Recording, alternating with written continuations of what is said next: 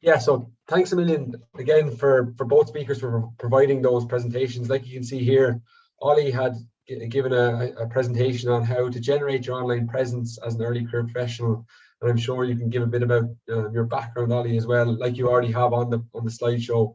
Obviously, working with Fabian and the Physical Activity Researcher podcast.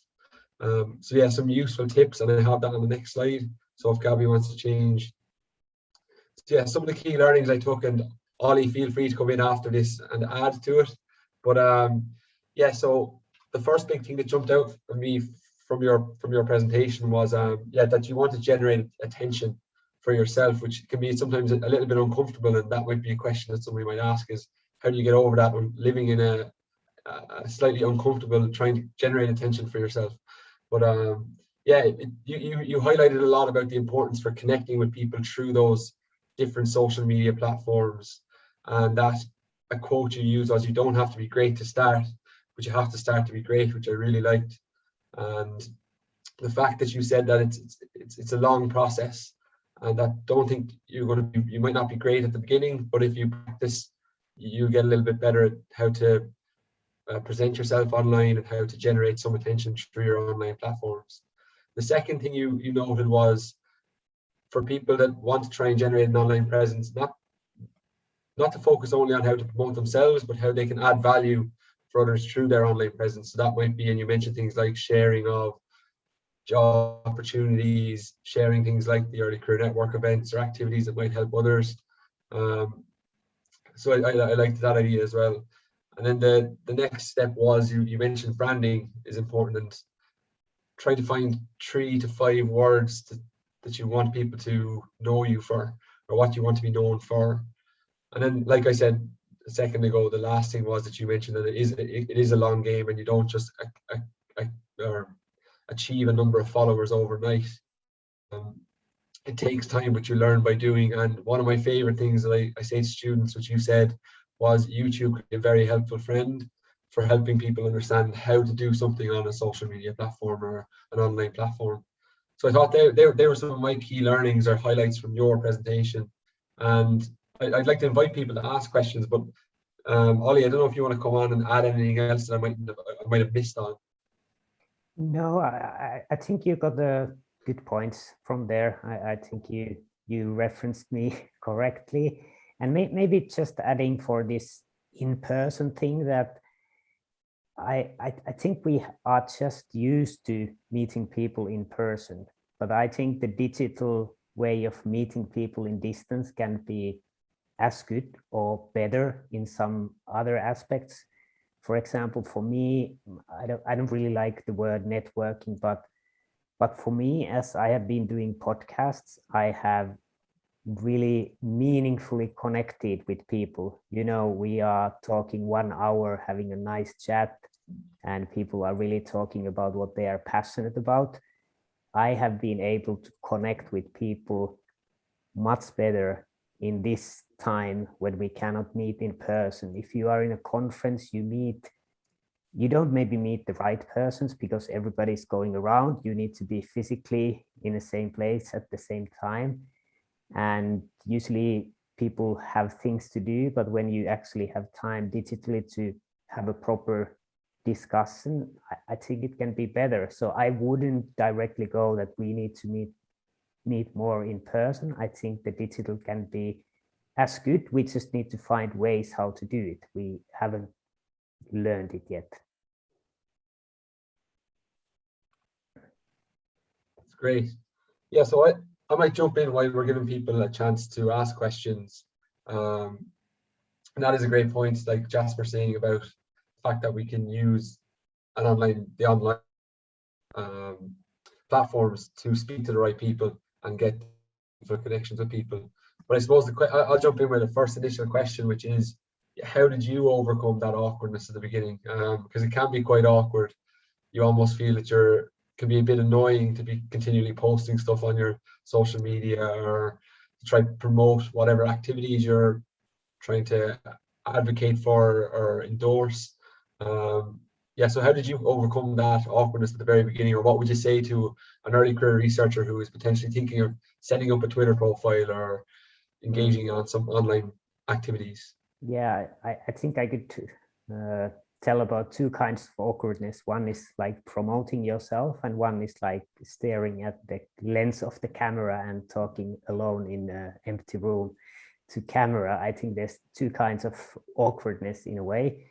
And I think the first one, that how to, for example, do podcasts or do videos, just by doing, you just start recording. You can start recording something and you don't need to publish the first one, although you should have a low threshold. Just put it out and you will get better. So I think that's something that you just need to start doing, and you record and you learn by doing. And then I think the second one, promoting yourself, I think that's the wrong word. Like I said in the presentation, it's about providing value. And actually, I think that's really nice. If you get comments that, thanks, this was really helped me, it's very nice. So I think the main point is that if you can really provide value for people, it can be just, for example, you can be creating a certain theme that you don't add anything, you just put links, but you are creating, you are finding the latest information on some niche and people appreciate that.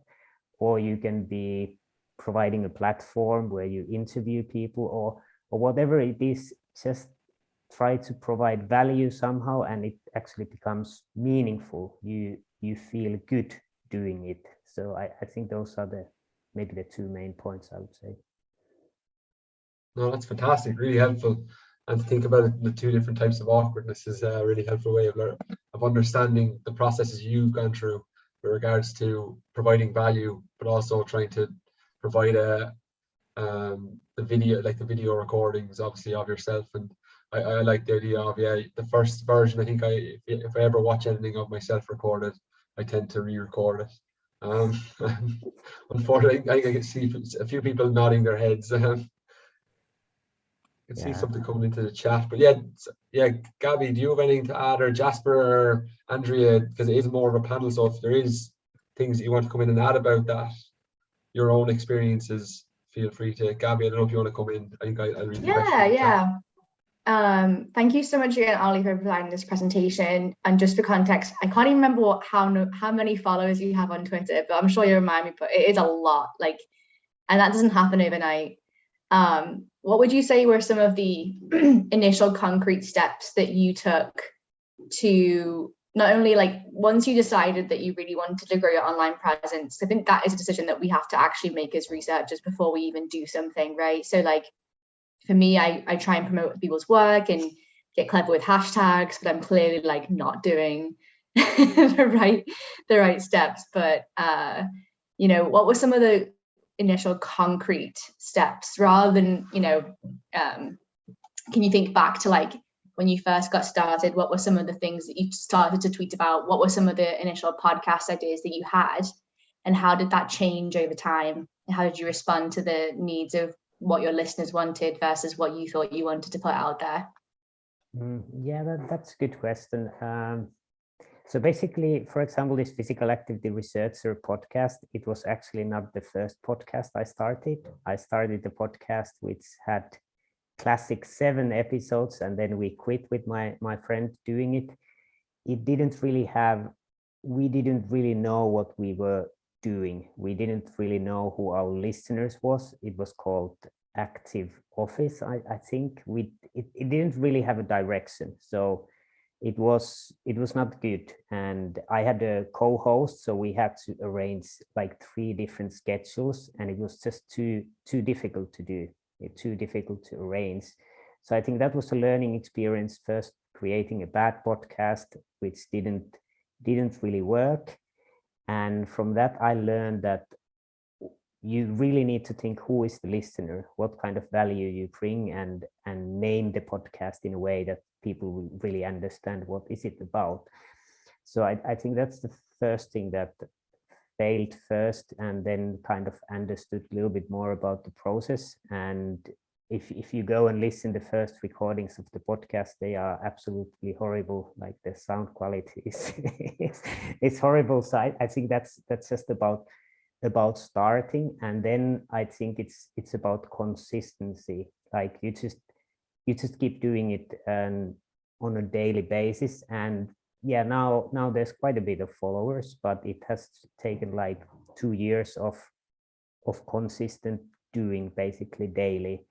So I think it takes consistency, it takes time, and just like be creative. There's usually we have, like, from the scientific publication, we think that there's really strict rules what we can do, but in social media there's much less rules. For example, now we are republishing our older podcast because they are so far in the list that nobody sees them, so we put them out on Wednesday. So actually we get like 150 listeners every week more, because we just publish them again. We say that republished, but like try to find ways, and like I said before, that you can find so much information from YouTube or other podcasts, that how you can do things. So I think it's being open and being creative would be also points. Yeah, that's a great answer, Ollie, and it fits in with the question that was asked in the chat, which was how, I think you're saying that you're thinking of creative ways and using things like YouTube to come up with ways to help build, like, reduce the time it takes to actually create these, like, for you, podcasts. Because the question in the chat was, how do you schedule in time for all of this? They said networking, but also engaging with others virtually. And that they find it's easier in person as opposed to trying to do it all online. I'd imagine with scheduling video calls and then trying to record. Obviously meeting somebody at a conference and bumping into them can be a lot quicker or efficient. But yeah, so what other tips or advice would you give to early career researchers who will be trying to schedule these engagements virtually? But for example, if we think about what I said before, that I have had many meaningful discussions with many great researchers, and if it wouldn't be a podcast recording that they get their word out, they wouldn't have talked with me like 1 hour. So basically that kind of enables me to have those discussions and meeting with people.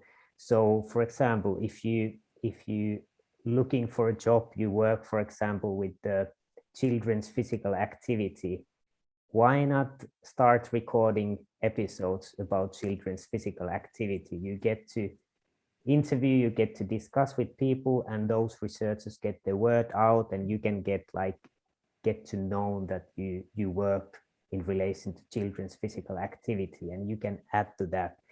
And for example, you might then think that, but I don't know enough from the team, I'm not the expert, that somebody else should be doing it. But actually many times, for example, when I have a team that I don't know much, for example, I had a recording about autism.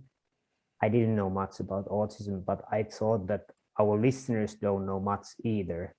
So it's good that I'm asking the stupid questions, because the listeners don't know either. So being too much expert, you might actually not ask the right questions. So it's sometimes good that you are quite beginner in the team. And now I've been talking for a while and I don't remember what was the question anymore. Yeah, no, sorry, it was about scheduling your time. But no, it's really interesting that you mentioned the fact that people do speak with you. It's not because not only are you adding value to listeners, you're adding value to the people you're speaking with, because they're getting to promote their work and their opinions around the topic. So that's really helpful to hear about. So it's kind of win-win situation, and you might want to try to find win-win situations. Yeah. And just as a final question, and this might be a quick fire question for all of our panelists, Olli, Jasper, Andrea, what are some of the best platforms to promote your work as an early career researcher? Or what do you feel are some of the better platforms for that?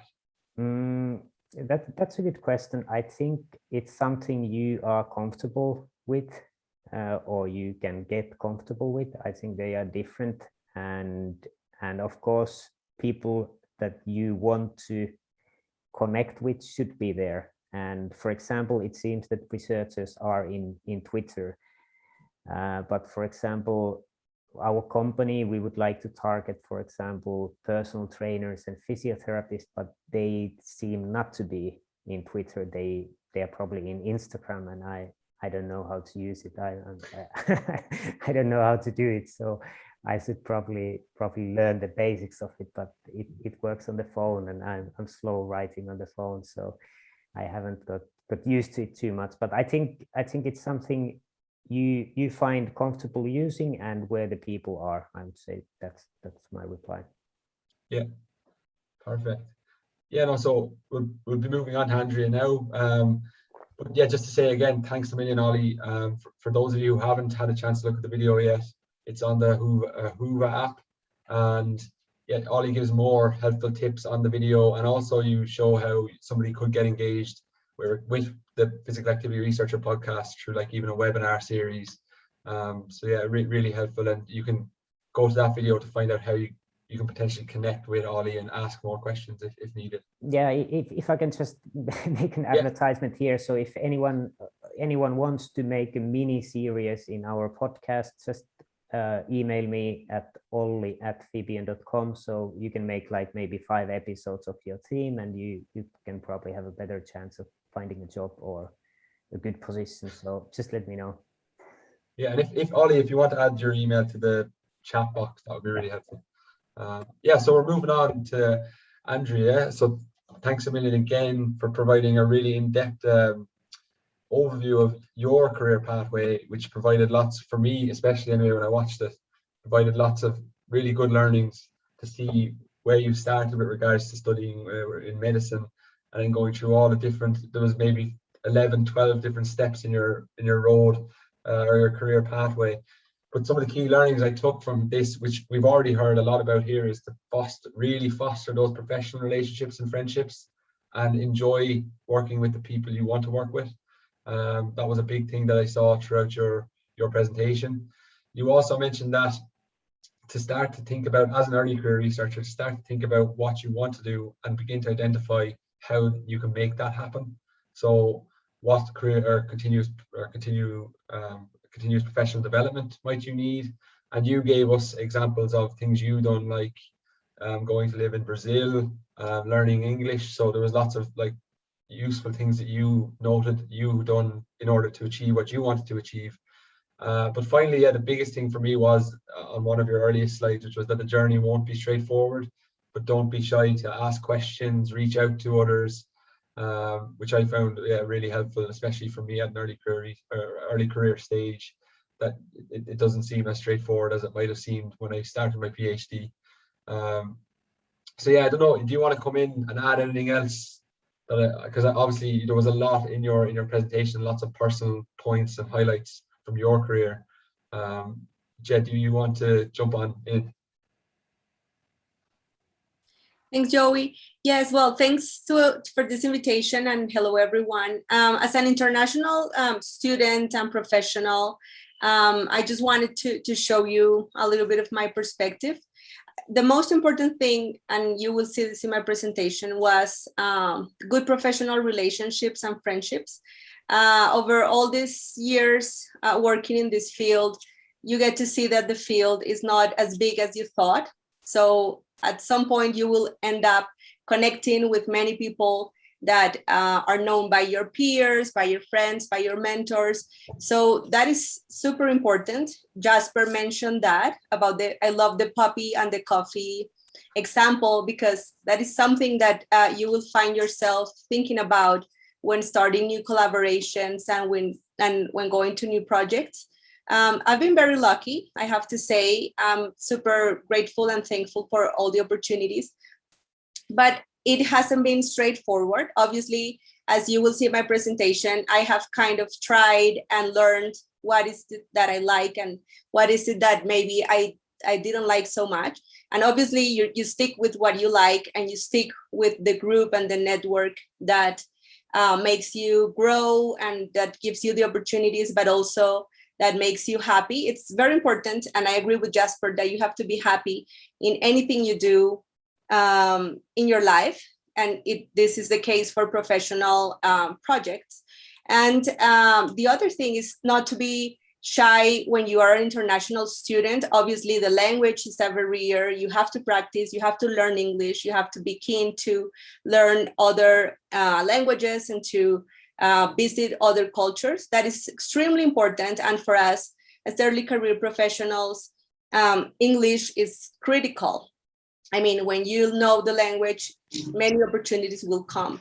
So I cannot emphasize more the importance of continue learning, practicing your English, writing and speaking, but obviously also be open to try new experiences. As I mentioned, over the last 2 years, due to the COVID-19 pandemic, I had to wear my medical hat that I wasn't using very much in the last years. So it has brought many joy to my life, because I got into big projects, and we were very successful. But obviously, I was always trying to connect it to my main line of research, which is physical activity surveillance at a global level. So that was extremely nice. I got to connect these 2 points. Obviously, I was in the infectious disease world, and now I saw some bridges, and I built some bridges to be able to have new projects. So what I want to say is that sometimes you think you are on a certain path, but then obviously life brings you different opportunities, and you have to be able to get the best of everything. You have to be flexible when you are in academia or when you are a researcher. This will happen, and you have to adapt and to make the best out of everything. So that's important. Obviously, being part of a global network is amazing. So I mentioned this in my presentation, being part of professional societies like ISPAH, being a volunteer, getting to know everyone here. You will get the friends of your life. This was my case. But the best friends in my life came from the physical activity and research area. So I'm extremely happy to be in this position and in this place, because I'm here like I'm at home. I know many people that I'm comfortable, and I would give them my puppies or grab more than 2 beers with them. So just be able to just be open. Everyone is growing with you. You are an early career researcher. Everyone is studying. Everyone is trying to develop their careers. And if you get together, it will be better for everyone. So just have that mindset, because you will find really great people in the ISPAH network. And that is something really nice. Also, the other thing that worked for me was to go the extra mile. Obviously, I love to work, but it really pays off. So just do it because you love it, but be keen to work hard, because work hard pays off, and people notice it, and they will give you more opportunities because you are trustworthy and you are someone who can get things done. That is super important. So, well, that is pretty much. Obviously, I could speak about many examples, but I'm still an early career researcher, obviously. But I'm here just to answer happily all the questions you have. Yeah, thanks a million for that. So that's, yeah, a really nice overview of your presentation as well, and the key highlights. The one thing, yeah, that's after popping up is that there is a question from somebody, and it goes to Andrea, but also any others, more like people who are, I know you said early career, but might be more senior than some of us on the call. But how do you manage that, your life career balance? And the example they've given is that how do you combine like your family with moving around, and especially when they hear a lot about requirements of needing to move across the globe for their career, which can be quite difficult if you have young children. Yeah, thanks, Fabienne. That is a fantastic question. I do not have children, so I really don't know how to do it. If I have children, I think I want to have children, obviously. And I think, obviously, the dynamic will be different. At this moment, I try to make a balance. I'm married, but we don't have children, so it's easier to travel and to move around. I think maybe Jasper, that has children and cats and a huge family, he can answer this question, because I will be asking the same question when I get my kids. Oh, I'm not quite sure if I'm in a position to answer that one, Andrea, but I think believing that things are possible is a very important first step, but also prioritizing. So I think, and all of us on this call, I think that our parents, and especially mothers, I think it's, even though we as fathers pretend perhaps that we experience the same thing, I don't really think we do, but I think you learn to prioritize better when you have small children, and I think that's an important lesson. But it is often, I think there are opportunities that are possible. Is it a little bit more complicated, or a lot more complicated? Yes, it is. So it is definitely something that you would obviously have to discuss with your partner.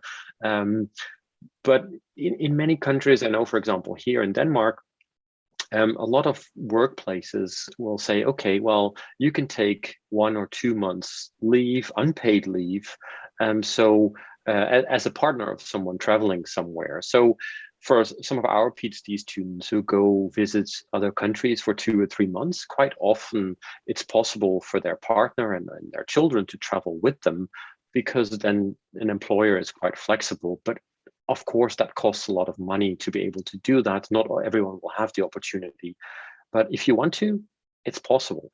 But I think the whole figuring out the balance, what it is you want, is important. And obviously, yeah, again, if you get the opportunity, go for it. Try. It will probably work out just fine. Yeah, that's a lovely answer. I like, yeah, just go for it. But yes, so that was one question, and we see people in the chat as well sharing some of their ideas about it, and how somebody has mentioned about having children and becoming a better multitasker. So linking back to Olli's presentation with regards to doing it, we learn by doing, which links in nicely.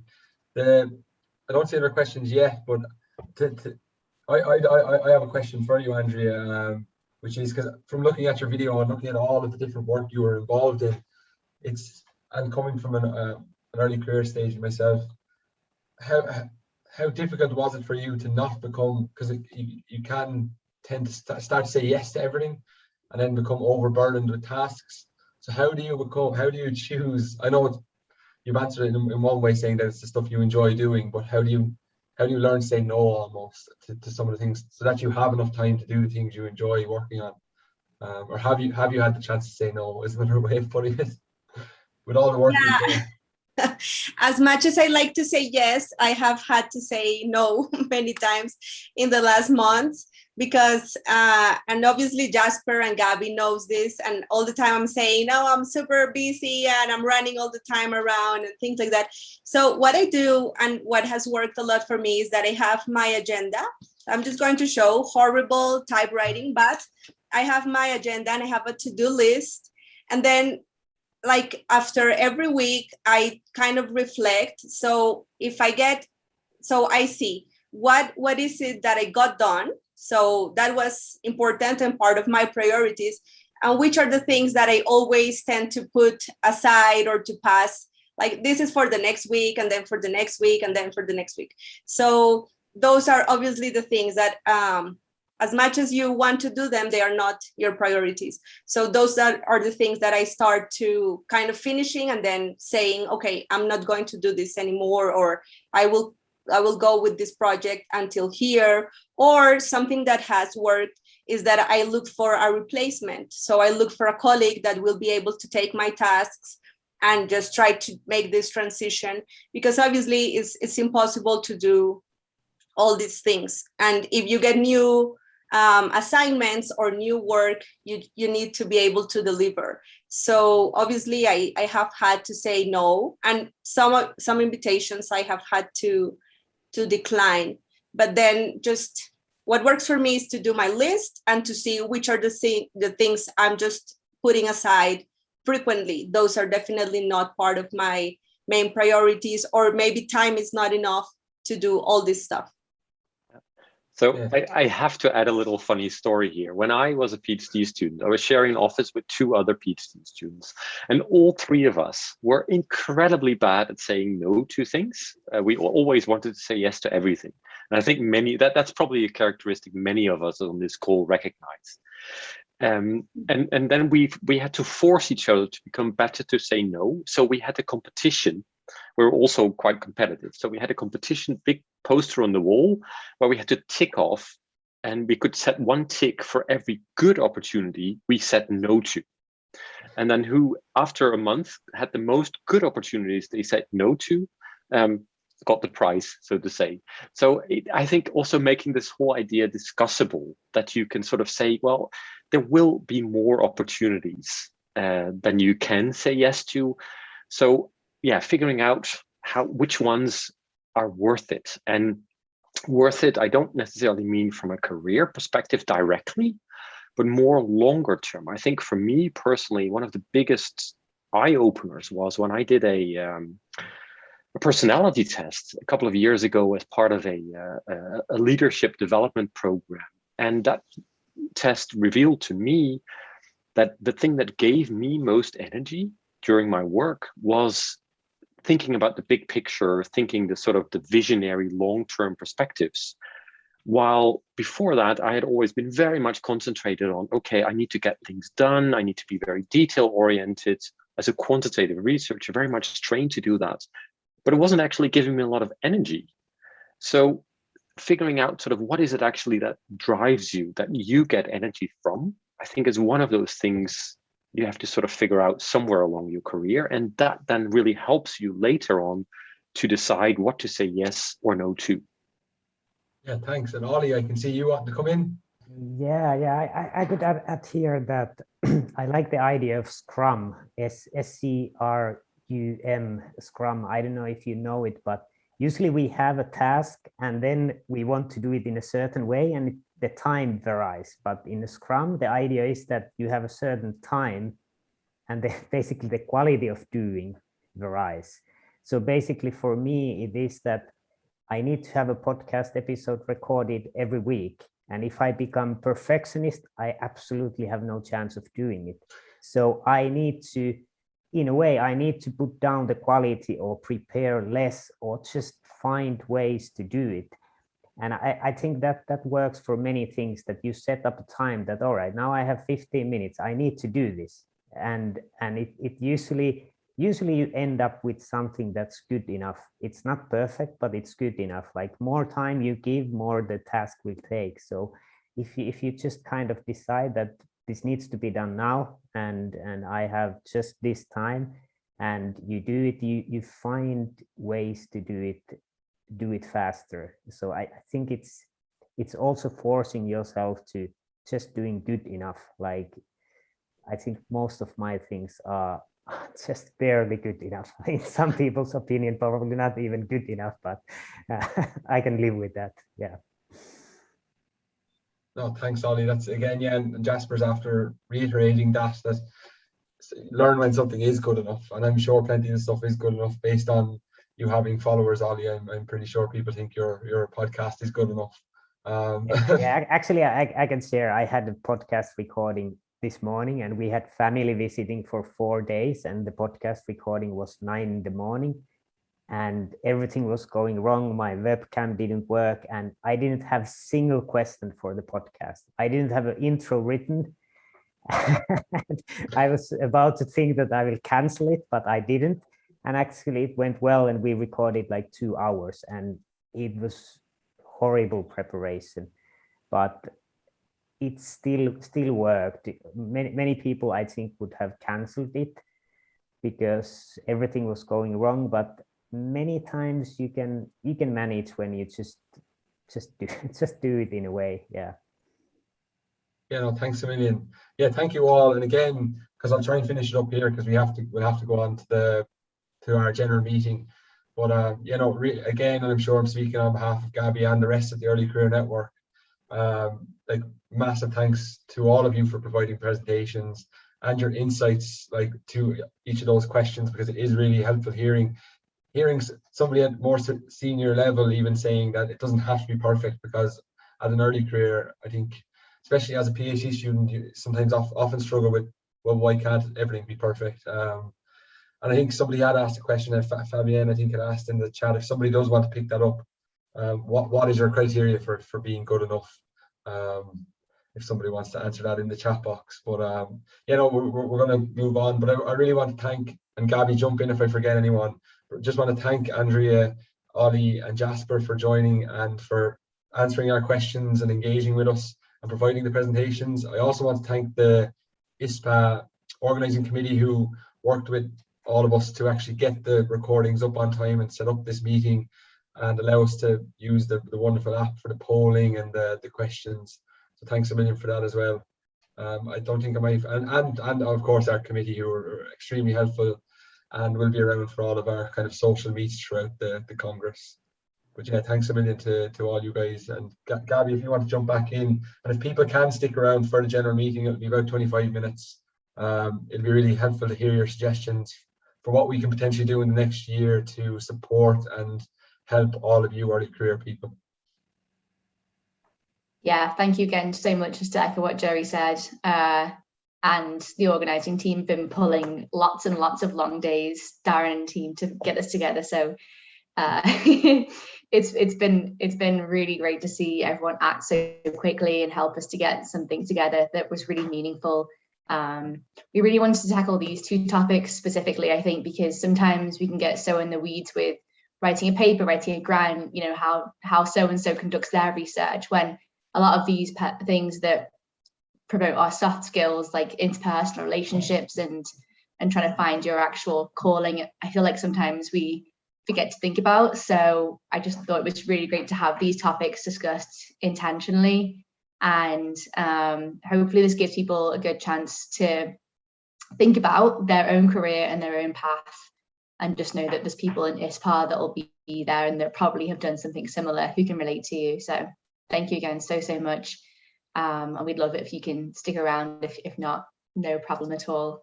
And lots of thank yous coming into the chat as well.